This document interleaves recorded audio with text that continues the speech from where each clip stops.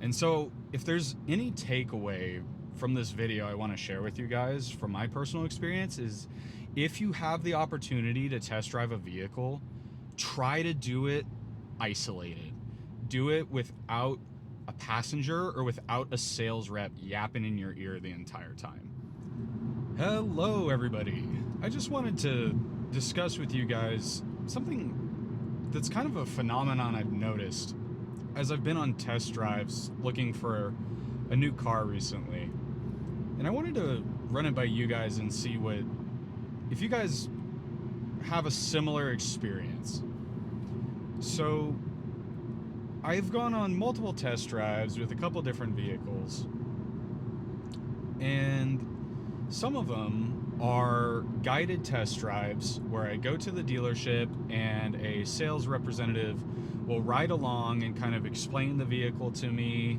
They'll go through the details of what different features there are, as well as if I have any questions, they'll try to answer them. And then there's been test drives I've gone on where they just give me about 20 minutes to go drive on my own and just experience the car for myself, and then I come back 20 minutes later and return the keys with no guidance. It's just me and my own thoughts.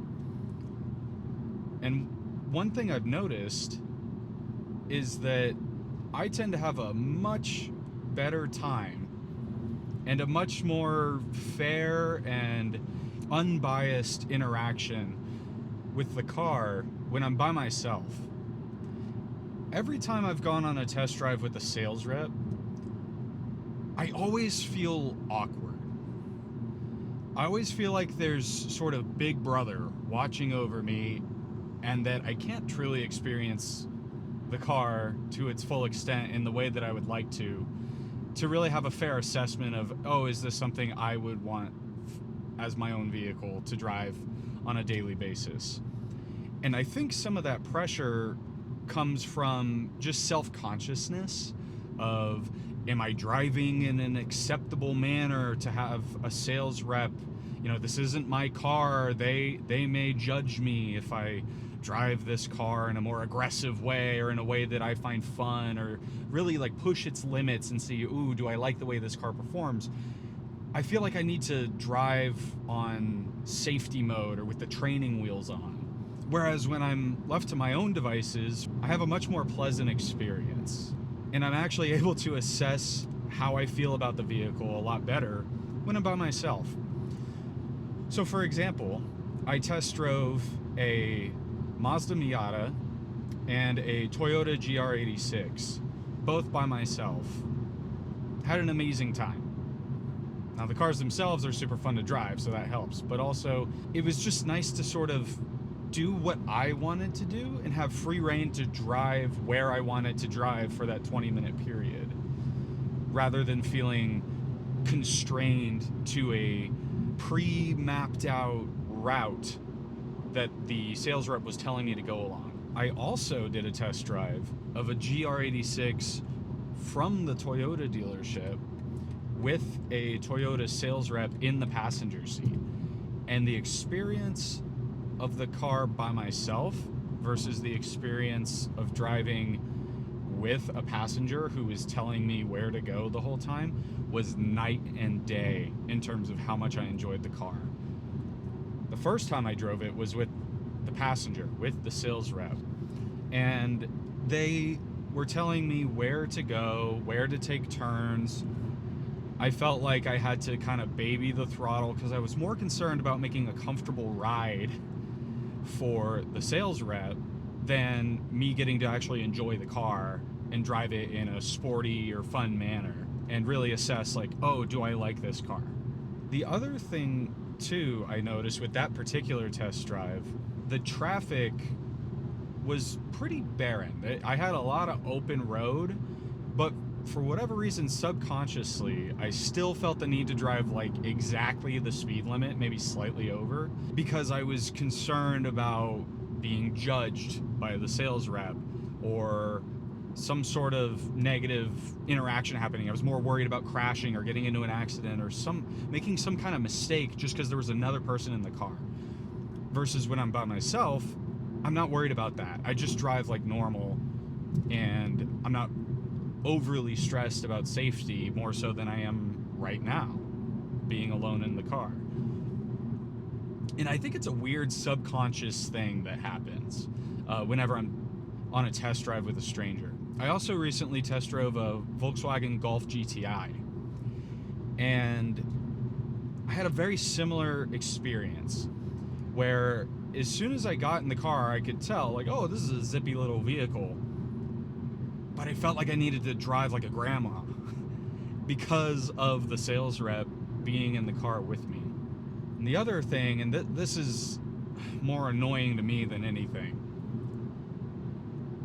is that I feel like the sales reps don't really know what they're talking about when you ask them questions about the car. It feels like they read a single sort of cheat sheet of facts about the vehicle like 5 minutes before they went on the test drive with you.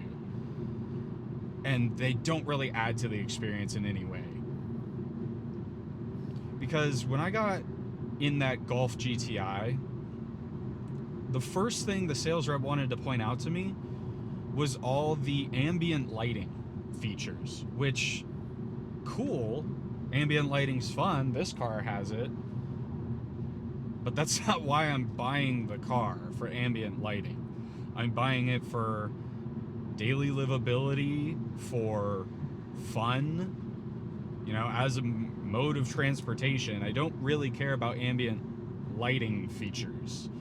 Yet that was the very first thing that the sales rep pushed about the car. As soon as I sat in the driver's seat, it was instantly, oh, here's where to go to change the ambient lighting features. It's like, okay, well, what about how to change the modes of the car, the driving modes? What about what's the 0 to 60 time? What about what's the fuel economy? And then I asked that exact question. I said, what's the fuel economy? And she had the sticker, the window sticker, like tucked away somewhere where I couldn't see it. And then she had to pull it out and read and say, oh, it's this. Like, that didn't help at all. It felt like she didn't know what she was talking about, and she was too keen on pointing out these features that don't matter. And so that already kind of set a bad tone to begin the test drive. And then we went on the test drive, and the rest was fine, but the whole time, like, I'm trying to get a feel for the car. I'm trying to feel what the acceleration, the braking, the turning, everything, because I had actually never driven a front-wheel drive vehicle, and this was the first time driving a front-wheel drive little hatchback. And I had heard people say, oh, it's a sporty car. So I was trying to give it the beans. And the whole time she's asking me, what do you do for work? How long have you lived here? Like, all these sort of distraction questions. And I humored her. I was answering her questions. I wasn't going to be rude and say, hey, can you please be quiet? I'm trying to focus. I felt like that would be rude. Maybe I should have, but I just didn't have it in me to tell her to shut up. So I had this conversation, but I'm also trying to get a gauge for how the vehicle feels, and do I enjoy driving the car, given that I'm going to be driving by myself like 90% of the time. And so for her to be kind of yapping in my ear and asking me all these personal questions was really irritating. And the same thing happened with the GR86 when I test drove that with the sales rep from Toyota. It has to be part of their instruction, in that they are told to ask the customer, like, oh, what do you do for a living? Kind of, I guess, as an icebreaker and make them feel more comfortable. But in my personal opinion, it's more annoying than anything. I just want to drive the car. I want to drive it the way I want to drive it, and obviously in a legal, safe enough manner. But I also want to kind of push its limits. Go from a stop and see what the acceleration's like.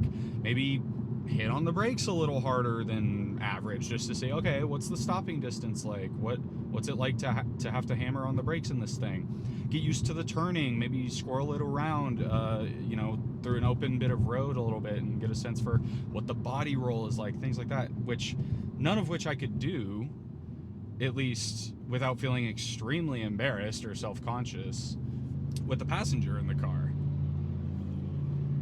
So all this combined kind of soured the experience for me with those test drives. However, when I was able to test drive cars by myself, none of that was a factor. And every time I've test driven a car by myself, it's been a positive experience. I enjoyed the car. I was able to actually test out the limits, mess with the radio, do things that I wanted to do and see like, okay, what is actual daily livability with this car like, rather than having to worry about how the sales rep is feeling in the passenger seat.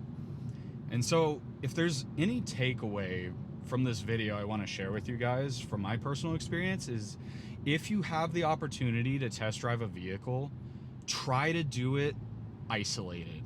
Do it without a passenger or without a sales rep yapping in your ear the entire time. Now, the solution is most likely to test drive a used vehicle. A new vehicle, they're probably going to need a sales rep to ride along with you. But all the cars that I've been able to test drive on my own were used vehicles. So maybe that's the key. If you're looking at a certain vehicle, try to test drive a used version of it. Obviously, you can test drive a used version of the car, and then if you want to buy new, you can go buy new. But at least to get a sense of what's this car like, go test drive the used version first. And then do it by yourself so you don't have distractions and you're actually able to evaluate, how do I enjoy this vehicle, and is this something that I want to spend my hard-earned money on? Anyways, thank you all for listening, and I hope you all have a wonderful day.